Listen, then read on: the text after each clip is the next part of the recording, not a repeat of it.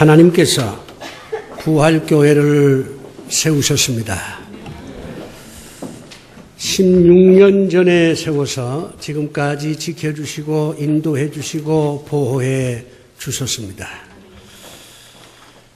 창립 기념 감사 예배를 여러분이 드리기 위해서 성전에 모였는데 이것은 더 정확하게 표현하면 이 교회를 세워주신 하나님께 감사하며 이 교회를 지켜주시고 인도해 주신 하나님께 영광을 돌리기 위해서 여러분 이 자리에 오셨습니다. 우리 하나님께 다 같이 영광의 박수로 화답합시다.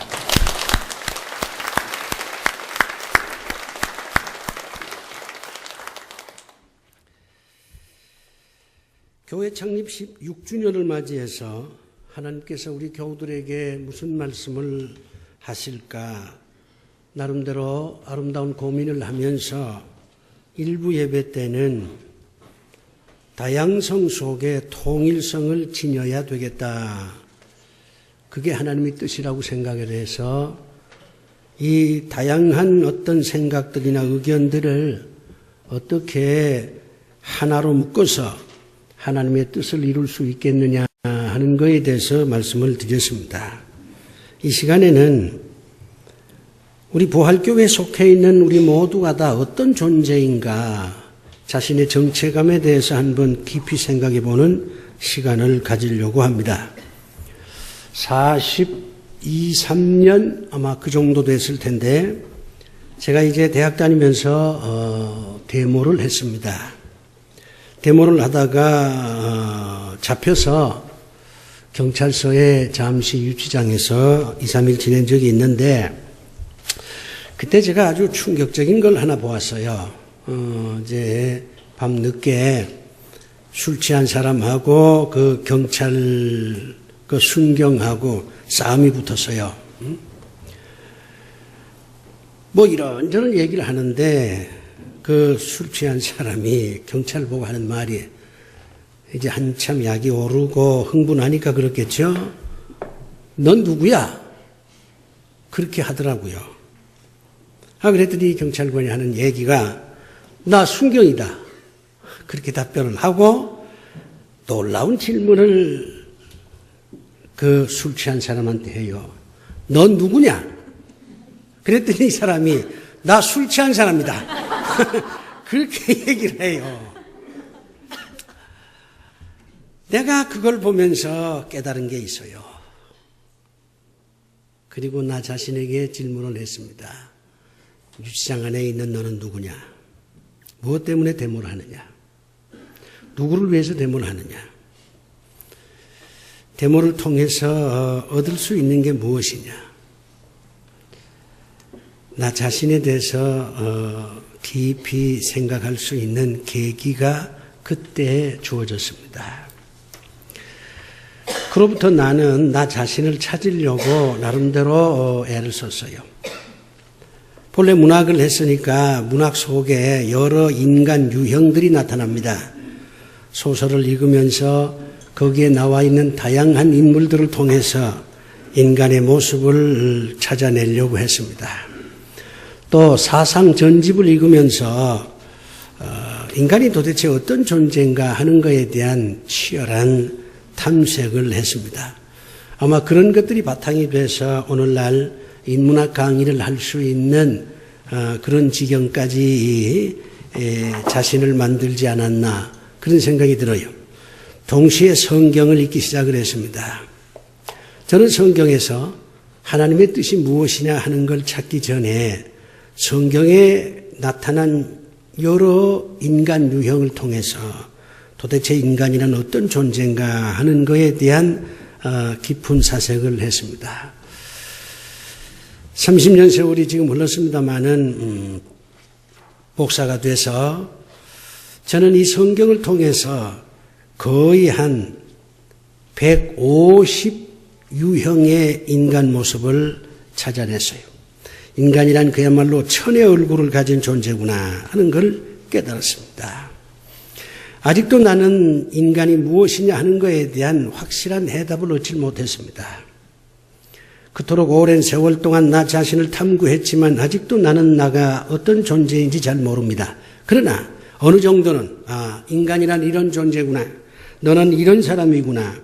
그런 거에 대해서 정리된 어떤 그 생각들을 갖고 있는 것도 사실입니다. 인간이 어떤 존재냐? 이건 대단히 중요합니다. 왜냐하면 하나님께서 인간을 창조하셨기 때문입니다. 인간은 인간으로서 살아야 합니다. 그리고 우리는 인간과 더불어 함께 살고 있습니다. 내 가족도 인간이고 내가 사랑한 사람도 인간이고 심지어 나를 미워한 사람도 인간이고 내가 미워하는 사람도 인간입니다. 그렇기 때문에 인간이 어떤 존재냐 하는 것을 찾아내지 못하면 하나님을 찾아내기가 어렵습니다. 우리 이 장로교를 창시한 이 깔뱅이라고 하는 신학자는 기독교 강요에서 이렇게 말합니다. 하나님을 알고 싶으냐? 인간을 알라. 인간을 알고 싶으냐? 하나님을 알라. 하나님을 아는 지식과 인간을 아는 지식이 별개가 아니고 이게 하나라고 가르칩니다. 저는 그 말이 실감이 나요. 인간이 어떤 존재냐 하는 걸 알아야 우리는 이 인간을 창조한 하나님이 어떤 분인지를 알 수가 있습니다. 그렇기 때문에 이 인간에 대한 탐색, 이것은 우리에게 주어진 가장 중요한 과제 중에 하나입니다. 인간이 어떤 존재냐 하는 것에 대해서 지금까지 많은 사람들은 두 가지로 설명을 했습니다. 하나는 보편적인 개념입니다. 모든 사람에게 통용되는 인간의 유형을 말하는 거죠. 파스칼이 말한 대로 생각하는 갈대다. 이것은 모든 인간에게 똑같이 적용되는 인간에 대한 정의예요. 남자건 여자건 한국 사람이건 영국 사람이건 북한 사람이건 상관없이 모든 인간은 생각하는 갈대라는 거죠. 도구를 사용하는 존재다. 이것도 마찬가지입니다. 행동하는 존재다. 이것도 마찬가지예요. 이것은 모든 인간들에게 주어진 보편적인 정의입니다. 그러나 인간이라고 하는 것은 나름대로의 특수성이 있습니다. 그렇기 때문에 인간에 대한 탐색은 보편성만 가지고서는 충분하지가 않습니다. 특수성을 배려해야 돼요. 그 사람만 가지고 있는 독특함이 있어요. 그 사람에게만 해당되는 특별한 의미가 있습니다. 예를 들어서 우리 예수 믿는 사람들을 가리켜서 생각하는 갈대다. 이 정도가 아니라 한 걸음 더 나가서 생각하는 갈대면서 동시에 기도하는 존재다. 이렇게 표현할 수가 있어요. 불교 신자들이 생각하는 갈대임에는 틀림이 없지만 기도하는 사람들은 아니잖아요. 그렇기 때문에 우리는 우리만이 가지고 있는 독특한 인간에 대한 존재의식을 가져야 합니다. 오늘 저는 우리 부활교회에 속해 있는 여러분들이 어떤 분이냐 하는 것에 대해서 말씀을 드리려고 합니다. 여러분들이 생각하는 갈대임에도 분명하고 행동하는 존재임에도 분명하고 도구를 사용할 줄 아는 분임에도 틀림없지만 그것을 넘어서 여러분에게만 해당되는 특별한 어떤 인간에 대한 정의를 소개하려고 하는 것입니다. 그것이 창립 16주년을 맞이해서 우리 교우들에게 대단히 의미 있는 것이고 하나님께서 그걸 가르쳐주고 전함으로 인해서 여러분들은 어떤 특별한 존재라고 하는 자의식을 갖게 되고 나는 어떤 특별한 존재라고 하는 이 깨달음 속에서 이 슬픈 시대에 정체감을 가지고 당당하게 살아갈 수가 있을 것입니다. 베드로전서는 고난당한 그리스도인들에게 보낸 편지입니다. 수많은 그리스도인들이 지금 고난을 당하고 있습니다. 고난이 주어지면서 저들이 갈등을 겪습니다. 사람이 고난을 겪게 되면 여러 가지 생각을 하는데 가장 핵심적인 생각은 두 가지예요. 하나는 내가 왜 이런 고난을 당하는가? 다른 사람은 그런 고난을 당하지 않고 그런 핍박도 당하지 아니하고 잘 사는 것 같은데 왜 나만 이런 고난과 고통을 당하느냐? 그 원인을 찾으려고 해요. 두 번째 생각은 어떻게 하면 이 고난을 내가 이길 수 있겠느냐? 이런 생각을 하게 됩니다. 시련과 역경이 주어지고 고난이 주어졌을 때 여러 가지 다양한 생각들을 하지만은 가장 기본적인 것은 두 가지예요. 왜? 그리고 어떻게? 그 시대에 많은 그리스도인들이 핍박을 당했습니다. 고난을 당했어요. 저들이 흔들립니다. 왜 우리가 이렇게 고난을 당하느냐? 전능하신 하나님을 믿는데, 하나님을 믿으면 복을 받는다고 하는데, 예수 그리스도를 믿으면 마음의 평안이 주어진다고들 하는데, 왜 지금 내가 이 고난 속에서 이렇게 휘청거리고 흔들리느냐? 이런 강한 회의가 주어졌어요. 그러면서 어떻게 이 고난을 내가 이길 수 있을까? 그 점에 대해서도 저들은 정말 눈물겨운 사색을 했습니다. 그런 당시의 그리스도인들에게 베드로 사도가 편지를 써서 보냅니다. 저들의 고난을 위로합니다. 신앙으로 저들을 위로합니다. 그러면서 가장 중요한 것은 너희들은 특별한 존재다. 특별한 존재니까 고난을 당하는 것이고, 특별한 존재니까 그 고난은 가치가 있는 것이고, 특별한 존재니까 너희들은 반드시 고난을 넘어 승리하는 삶을 살 것이다. 베드로 사도가 그렇게 말을 해요. 그러면서 특별한 존재가 어떤 존재냐? 오늘 본문에서 여러 가지가 나옵니다마는 짧은 시간에 다 말씀드릴 수 없고, 베드로 사도는 그 고난당하는 당시의 그리스도인들에게 너희는 이런 존재다, 이런 사람이다, 그렇게 가르치는 것이 오늘 본문의 내용입니다. 저는 이 본문을 통해서 여러분들에게 이렇게 전하고 싶어요. 여러분들은 지금 이 시간에 성전에 나와서 예배하는 여러분들은 하나님께서 어두운 데서 불러낸 자들입니다. 길을 지나가다가 하나님께서 여러분을 부른 게 아니에요. 백화점에서 무슨 좋은 옷을 고를 때에 하나님께서 여러분을 불러준 게 아니에요. 여러분이 저 남쪽의 벚꽃 밑에서 유람할 때에 하나님께서 여러분을 불러준 게 아닙니다. 여러분들은 어두운 데 있을 때에 하나님께서 여러분을 불러주셨어요. 여러분이 어두운 데 있었다는 겁니다. 어둠이 얼마나 여러분에게 고통과 불안과 초조함을 주는지 그 여러분이 잘 알잖아요. 아파트에 불이 다 꺼보세요. 광화문 내거리에 모든 내원이 다 꺼져서 캄캄한 밤이 됐다고 생각을 해보세요. 불안하지요. 초조합니다. 여러분들이 어두운 데 있을 때에 우리 하나님께서 여러분을 불러주셔서 하나님의 자녀로 인쳐 세우셨다고 베드로는 말합니다. 어두움이란 무엇입니까? 단순히 모든 불이 다 꺼진 그 컴컴한 장소, 그것을 어둠이라고 표현한 게 아니에요. 어둠이라고 하는 것은 인간 실존을 위협하는 악마적인 요소를 의미하는 겁니다. 빛이 그리스도라면 어둠은 사탄이에요. 빛이 우리를 행복하게 만드는 것이라면 어두움은 우리를 불행하게 만드는 것입니다. 인간이 가지고 있는 어두움은 참 많습니다. 그런데 그 모든 어려움을 전부 종합해서 분류해보면 세 가지밖에 안 돼요. 첫째는 죄입니다.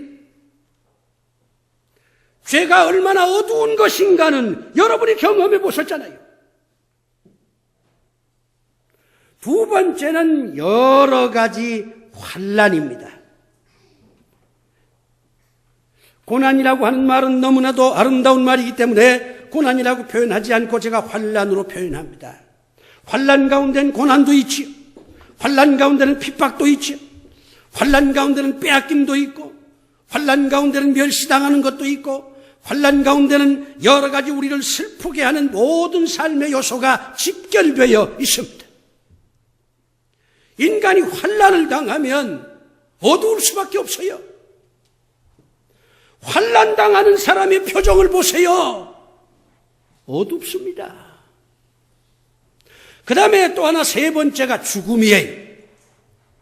죽는다는 게 얼마나 우리를 고통스럽게 만드는지 이제 여러분이 점점 죽음의 단계에 가면 그걸 깨달을 때가 올 거예요. 지금은 죽음이 저쪽에 있는 것 같지만은 그러나 죽음은 우리와 더불어 함께 있는 겁니다. 죽음은 내 호주머니 속에 있는 것과 같아요. 세월호 사건을 보세요.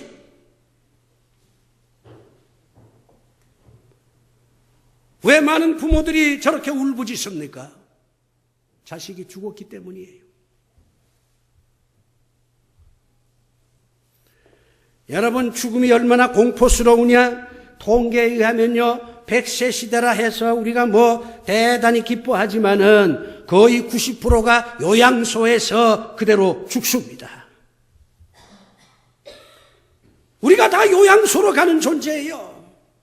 누워서 움직이지 못하고 짐승처럼 살다가 어느 날 갑자기 세상을 떠나는 존재가 인간입니다.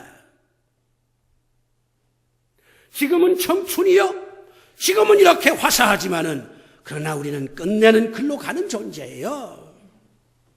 그래서 많은 사람들이 죽음을 두려워합니다.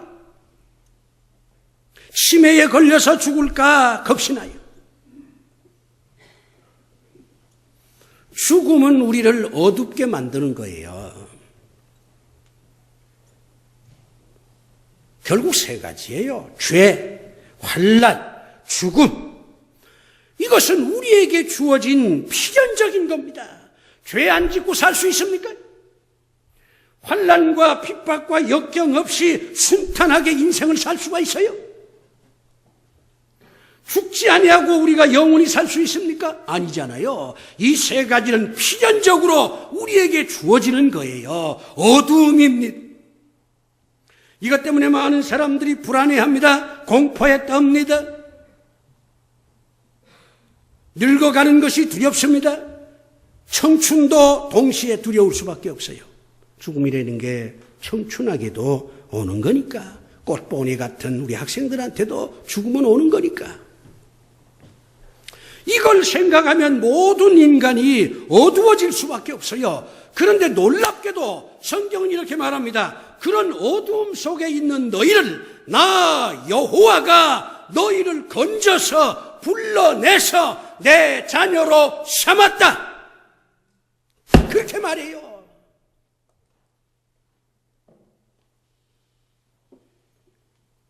그 어둠 속에 있는 우리를 우리 하나님께서 불러서 건져서 하나님의 자녀가 되게 해 주었다. 그렇게 성경은 말합니다. 우리는 누굽니까? 이제 우리는 하나님의 자녀입니다. 하나님의 자녀라면 누가 우리의 인생을 인도합니까? 하나님께서 우리의 인생을 인도할 것입니다. 그래서 다윗은 말합니다. 내가 사망의 음침한 골짜기로 다닐지라도 해를 두려워하지 않겠노라.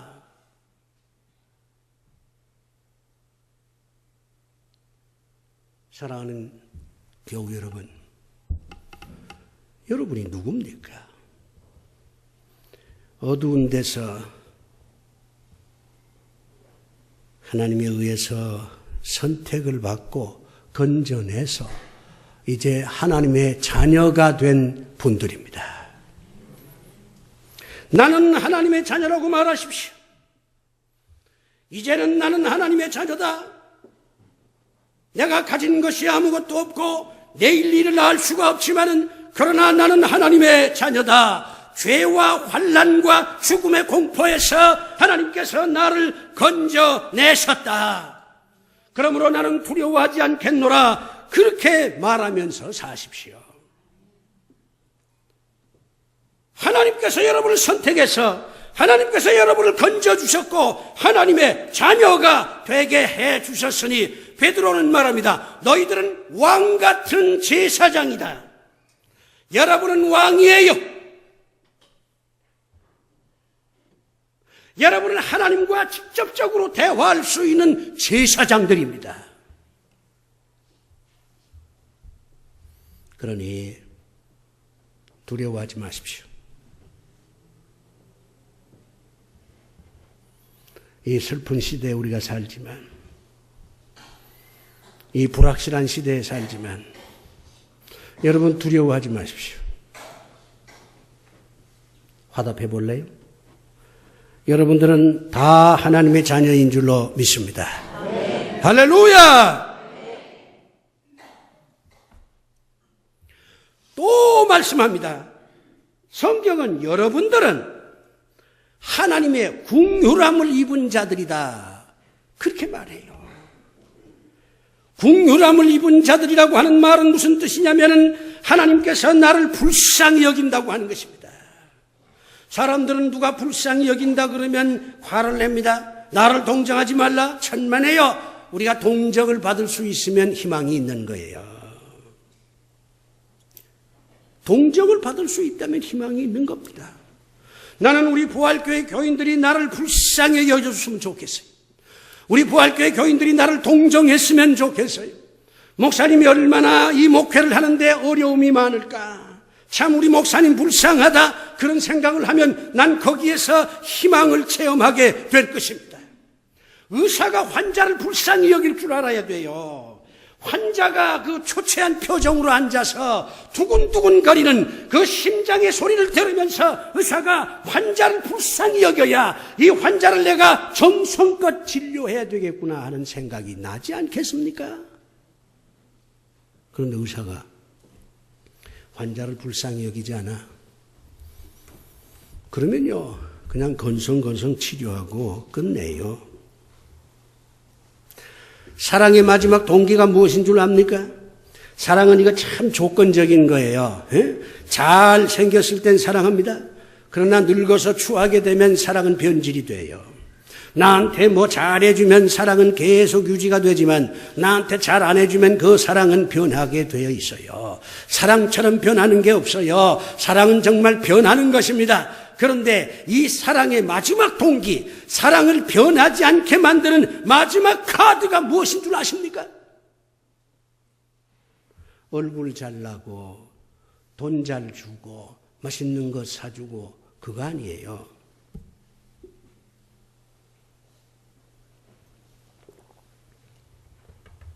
우리 교회에 여자 집사님 한 분이 있습니다. 난 이분을 참 존경해요. 배운 것도 없어. 가진 것도 없어. 정말 아무것도 없어요. 얼굴도 이쁘지 않아. 그래도 난 이분을 존경해요. 목사가요, 교인을 존경할 수 있으면 행복한 거예요. 그렇잖아요. 저는 우리 부활교회 교인들 가운데 내가 정말 존경하는 사람이 많이 있었으면 좋겠어요. 그게 내 행복이니까. 남편이 병들었어. 1년, 2년이 아니야. 병을 못 고쳐. 죽을 때를 기다려. 근데 그 남편이 상당히 폭력적이에요. 병들면 울분도 있을 거니까. 그런데 이분이 끝까지 그 병든 남편을 돌보는 거예요. 그렇게 폭력적인데도. 그리고 완쾌될 희망도 없고 맨날 집에서 누워 있으니까 밖에 나가서 활동도 못 해요. 제때제때 와서 밥도 먹여줘야 되고 감옥입니다. 내가 한번 물어봤어요. 집사님, 어떻게 그렇게 할 수 있습니까? 그랬더니 그분 하는 얘기가, 목사님, 불쌍하잖아요. 거기서 내가 답을 찾은 거예요. 불쌍하잖아요. 내 남편이 불쌍하다는 겁니다. 불쌍하니까 버릴 수가 없다는 거예요. 감옥 같은 삶을 살지만 내 남편이 불쌍하니까 버릴 수가 없다고 하는 겁니다.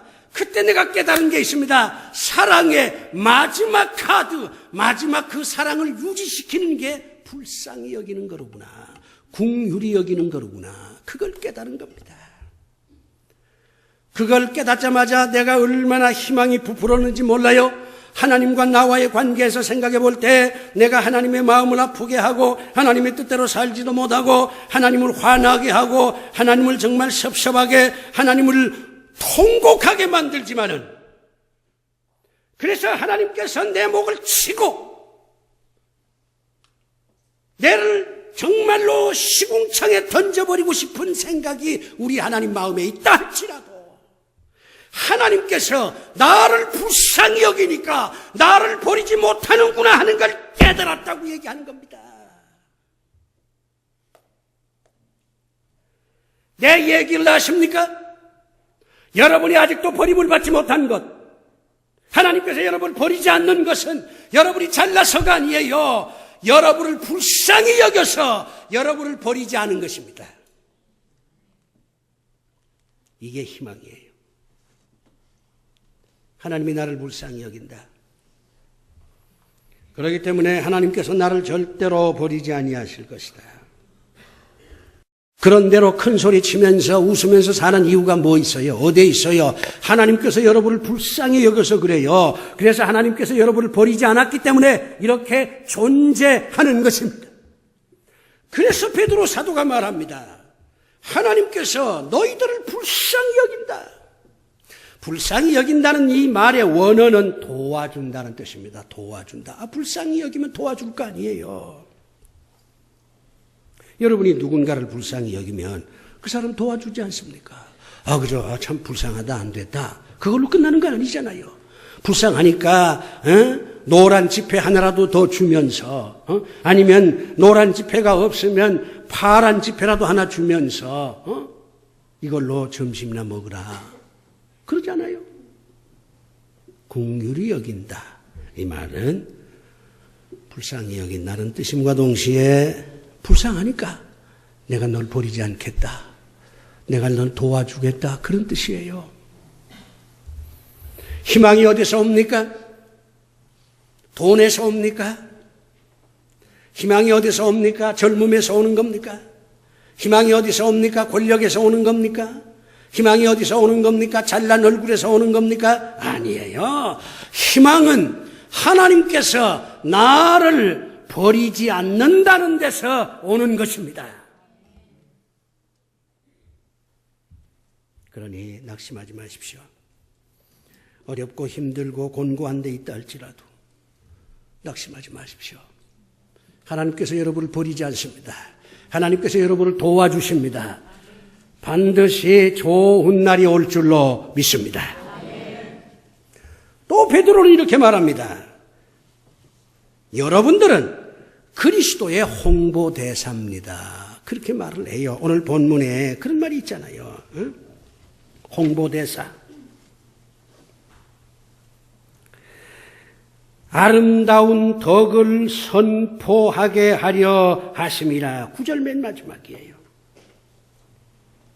하나님께서 우리를 어두운 데서 건져내시고 우리를 불쌍히 여기시는 이유는 우리의 삶을 통해서 그리스도를 홍보하게 하기 위함입니다. 홍보대사야, 홍보대사. 전하는 자가 있어야 되잖아요.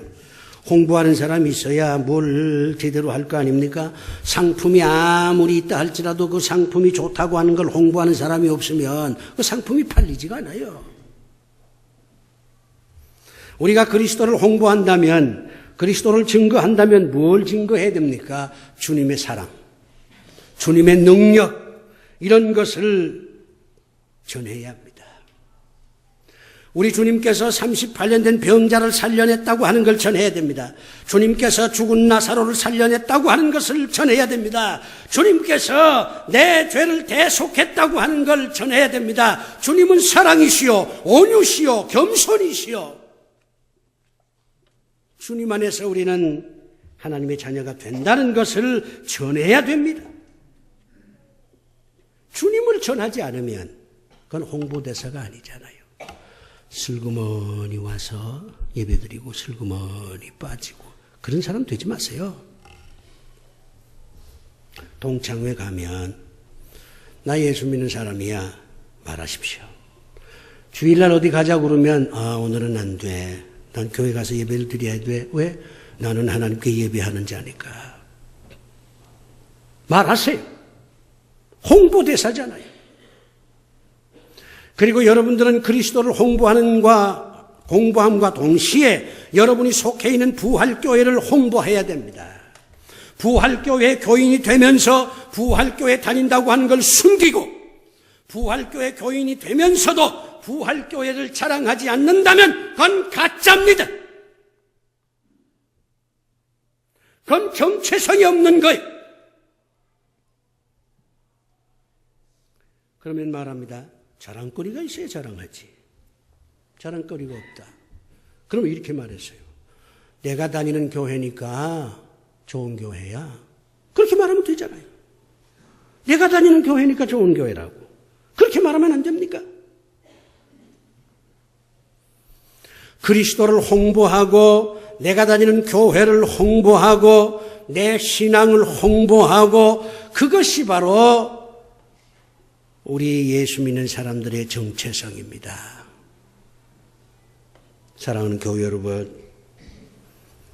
말로 그리스도를 홍보하시고 행동으로 그리스도를 홍보하시기 바랍니다. 저는 우리 시대는 설교가 죽은 시대라고 말합니다. 교인들이 설교로 은혜 받지 않습니다. 설교가 너무너무 많아요. 그리고 설교를 가만히 들어보면 50보 100보야. 그게 그거야. 2000년 동안 설교를 해왔습니다. 같은 성경을 가지고 해왔어요. 그러니 설교를 통해서 은혜 받기는 어렵습니다. 그렇다면 어떻게 해서 은혜 받느냐? 삶을 통해서 은혜 받는 거예요. 삶을 통해서. 목사의 설교를 보고 은혜 받는 게 아니라 목사의 삶을 보고 은혜를 받아야 된다는 것입니다. 장로의 삶을 통해서 교인들이 은혜를 받아야 되는 거예요. 안수집사의 삶을 통해서 교인들이 야, 저런 안수집사와 더불어 함께 신앙생활하니 나는 행복하다. 이렇게 느낄 수 있어야 돼요. 삶이 죽어버린 신앙은 아무 의미가 없습니다. 아무 의미가 없어요. 우리는 말로 그리스도를 증거해야 되고 행동으로 그리스도를 증거해야 됩니다. 왜냐하면 우리는 홍보대사이기 때문입니다. 여러분이 그리스도를 증거하고 그리스도를 홍보하면 주님이 얼마나 행복하겠습니까? 하나님이 얼마나 기뻐하시겠습니까? 여러분이 하나님을 찬양하고 가는 곳마다 나는 예수 믿는 사람이라고 말하고 예수 그리스도를 증거하고 그분의 사랑을 말한다면 주님이 얼마나 기뻐하시겠어요? 주님이 얼마나 행복하겠습니까? 주님 때문에 행복해지는 사람도 돼야 되지만 여러분 때문에 주님이 행복해져야 됩니다. 그렇지 않습니까? 창립 16주년을 맞이해서 너는 누구냐? 이 질문에 대한 해답을 하나님께서 가르쳐 주십니다. 너는 말이야, 어두운 데서 내가 불러내서 내 자녀로 삼은 자야. 너는 내가 불쌍히 여기는 자야. 너는 그리스도의 홍보대사, 내가 세운 부활교회의 홍보대사로 세운 자야. 주님이 그렇게 말씀합니다. 너는 누구냐? 이제 이 질문에 대한 해답을 얻었으니 이 교회를 더욱 사랑하시고 이 교회를 통해서 하나님의 뜻이 이루어지는데 함께 참여하고 함께 손잡고 앞으로 나아가는 그런 하나님의 백성들이 되기를 주의 이름으로 축원합니다. 기도합시다.